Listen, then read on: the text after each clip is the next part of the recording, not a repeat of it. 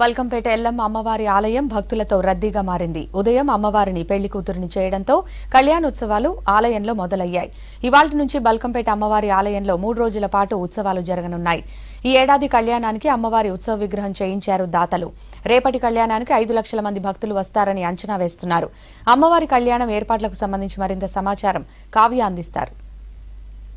వందల సంవత్సరాల చరిత్ర కలిగే బల్కంపేట ఎల్లమ్మ తల్లి గుళ్ళ అమ్మవారి ఉత్సవాలు ప్రారంభమైపోయినాయి. ఇవాళ అమ్మవారు పెళ్లి కూతురుగా భక్తులకు దర్శనమిస్తున్నారు. రేపు అమ్మవారి ఆలయంలో కళ్యాణం, ఎల్లుండి రథోత్సవం జరుగుతుంది. సో ఆషాఢ మాసం మొత్తం కూడా బోనాలు మిగతా ఆలయాల్లో జరుగుతాయి. కానీ ఎల్లమ్మ తల్లి ఆలయంలో మాత్రం 365 రోజులు అమ్మవారు ప్రత్యేకంగా అలంకరణలో దర్శనం ఇవ్వడంతో పాటు బోనాలు కూడా అమ్మవారికి సమర్పిస్తుంటారు. సో బోనాలతో పాటు ప్రతి ఏడాది ఆషాఢ మాసంలో మొదటి మంగళవారం అమ్మవారికి కళ్యాణం జరిపించడం అనేది వందల సంవత్సరాల నుంచి వచ్చే ఆనవాయితీ అని చెప్పొచ్చు.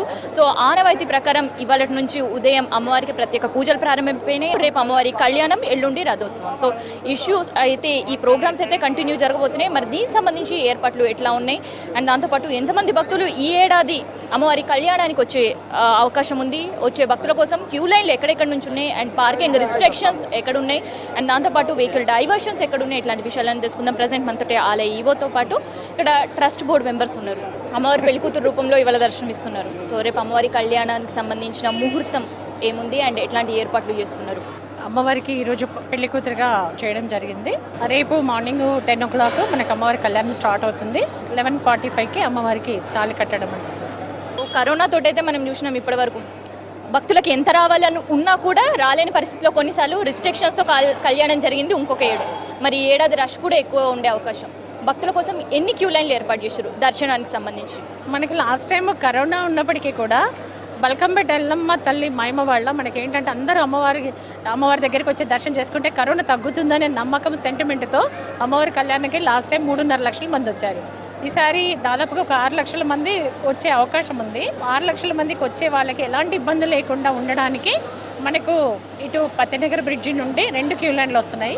మనకి లెఫ్ట్ సైడ్ అమ్మవారి దగ్గరికి వచ్చేటప్పుడు రైట్ సైడ్ వచ్చేసి VVIP పాస్లు ఇష్యూ చేసిన వాళ్ళందరికీ కూడా ఒక 10 minutesలో వాళ్ళ దర్శనం అయిపోతుంది. 2 క్యూ లైన్లు వస్తాయి. ఒకటి 50 రూపీస్ టికెట్, ఒకటి జనరల్ క్యూ లైను.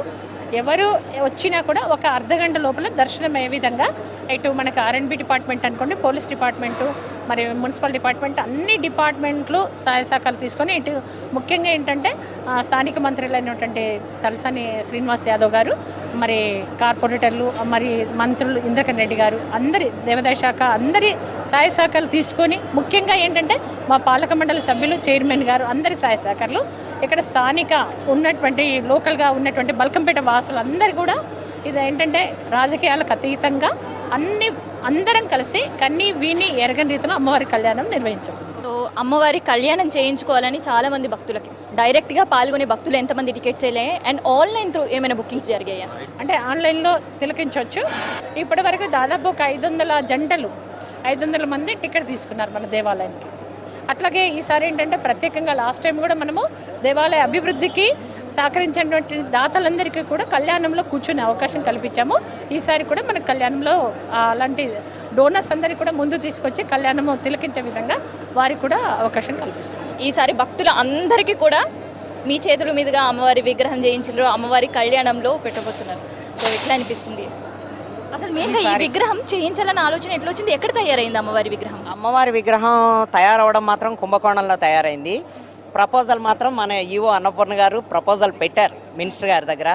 ఆ అవకాశం మినిస్టర్ గారు నాకు ఇవ్వడం అనేది నా పూర్వజన్మ సుకృతం. నేనేమంటున్నానంటే తరతరాలుగా ఉండిపోయే అమ్మవారి విగ్రహం, కళ్యాణ విగ్రహాన్ని ఈసారి కొత్తగా చేయించడం అందరి సహకారంతో ముందుగా మినిస్టర్ గారి తలసాని శ్రీనివాస్ యాదవ్ గారి సంకల్పం ఏదైతే ఉందో అది నాకు ఇవ్వడం, నేను చేయించి ఈసారి కళ్యాణ విగ్రహం అందరికీ అందుబాటులోకి రావడం, కన్నుల పండుగ చూసి కళ్యాణం చేయడం అనేది జన్మలకి గుర్తుండిపోయే విధంగా నాకు రావడం నా అదృష్టంగా భావిస్తున్నాను. మరి పెళ్లి కూతురుగా ఉండే అమ్మవారి ఉత్సవ విగ్రహానికి ఈ ఏడాది బల్కంపేట అమ్మవారి ఆలయ చరిత్రనే మొదటిసారి చేనేత చీరనేసారు. సో ఇదే చేనేత చీరలో అమ్మవారు భక్తులకు దర్శనం ఇవ్వబోతున్నారు. సో ఇది దాదాపు 15 రోజులకు పైగానే అమ్మవారికి ప్రత్యేకంగా నియమనిష్ఠులతో కూడా చేనేత వాళ్ళు నేయడం జరిగింది. మరి ఒకసారి మనం చేనేత కళాకారులతో కూడా మాట్లాడదాం. అమ్మవారి చీర ప్రత్యేకత అండ్ దాంతోపాటు అమ్మవారికి సమర్పణకు సంబంధించి తెలుసుకుందాం. మొత్తానికైతే బల్కంపేట ఎల్లమ్మ తల్లి కోసం చీరని వేసేసారు.